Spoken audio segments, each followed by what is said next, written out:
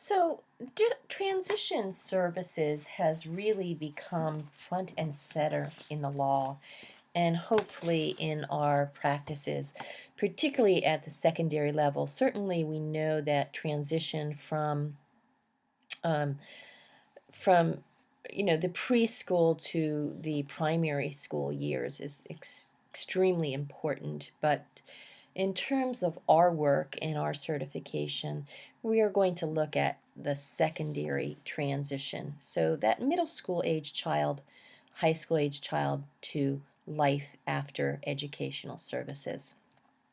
So, the intent is to ensure that all children with disabilities have available to them FAPE, specially designed instruction related services designed to meet their needs, but to prepare them for whether they want to go on to secondary, post high school education or college, employment, and independent living. And so when we talk about transition, we look at, what's important in terms of our adulthood. And for all of us, certainly to have a home is important. Um, Involvement of family. If we have family, leisure activities are important. Relationships, our health is important. Involvement in our community, and employment and our education.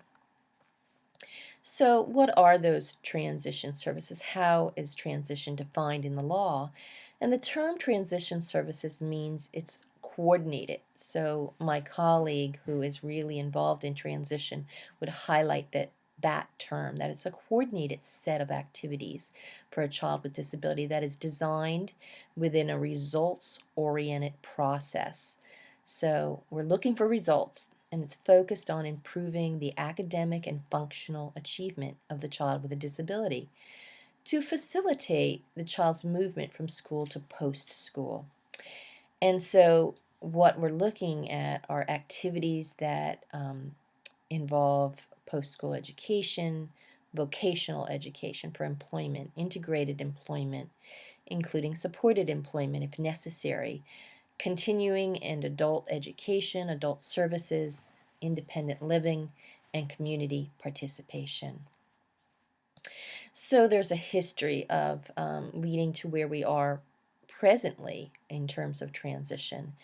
And so there's also a lot of, I wouldn't say a lot, but there are a number of laws that support the transition work we do with children with disabilities. And so we have what's called the three waves of reform. And so, up through the 1980s, we certainly had, vocational rehabilitation, education based mandates related to that, civil rights mandates. Um, and so, these are the laws or acts that were important. And you might come across, particularly if you're very involved in vocation. Work with children or employment related work. You might have heard of the Perkins Vocational Act, um, and again, really looking at career-based education. And certainly, we've all heard of the Vocational Rehabilitation Act, particularly a particular section of that act, Section 504. But there's also sections, that are important to the workforce, and job training is an important reform. And so we move into the second wave of reform, and we have the Individuals with Disabilities Act highlighting transition. And so we get transition mandates in the law. And then we also have concurrent laws that really are addressing school to work and employment, and essentially goals to educate students to be employed and to be independently employed. And we get the third wave of reform that also, creates mandates and language in the law, and that is the No Child Left Behind Act, as well as the Individuals with Disabilities Education Improvement Act, which actually really changed transition. So it was, in terms of the reauthorizations, there was a movement in terms of transition in 1990, 1997, uh, and then into 2004. So comparing the most recent reauthorization, which is again not so new at this point, but transition under IDEA, we're looking at a range of educational outcomes.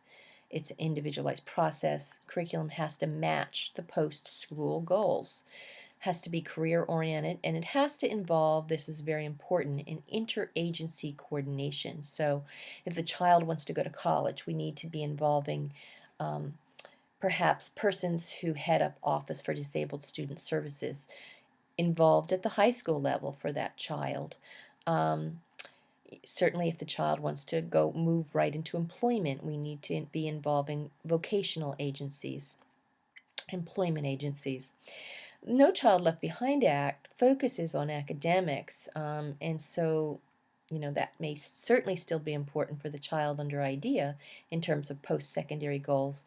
But IDEA also tells us that we have to match the curriculum to those post-school goals. So that might mean actually more working in the community. So there is definitely a difference in terms of the two acts. No Child Left Behind Act, rigorous academic standards. So the areas have changed since 1990. Again, we said that it began there, but there's been changes ever since. We have age of onset changes in IDEA 2004. So when we start the transition process is important. Who's involved? The participants. Renaming present. It used to be that we just referred to the present level of educational performance, but now we need to really be addressing present level of education and achievement and function. Addition of the age of majority requirement in the law, and we need to, when the child is exiting high school, have a summary of performance. So again, these are just highlighted here in terms of what I just said. So the IEP must include appropriate measurable post-secondary goals that are based annually updated and based upon an age-appropriate transition assessment. That's important, a very thorough transition assessment, transition services, including courses of study that will reasonably enable the student to meet post-secondary goals. So we have indicators that we have to address, each state has to address in terms of meeting these goals. And if you want to take a look at Pennsylvania's, this website is here for you to take a look at the indicators that our state addresses and how we address. So indicator 13, Pennsylvania, we really start at age 14, really addressing transition, but the law directs us to age 16. So we have to, as a state, let the federal government know the percent of our students with IEPs age 16 and above that have those post-secondary goals. So again, that age of onset for Pennsylvania, we're really looking at age 14, but by age 16, we're reporting a lot of data to our Federal Office of Special Education. And so the data will include, the transition services, courses of study, our IEP goals related to transition, and the team members, etc. Okay, so that takes us through transition.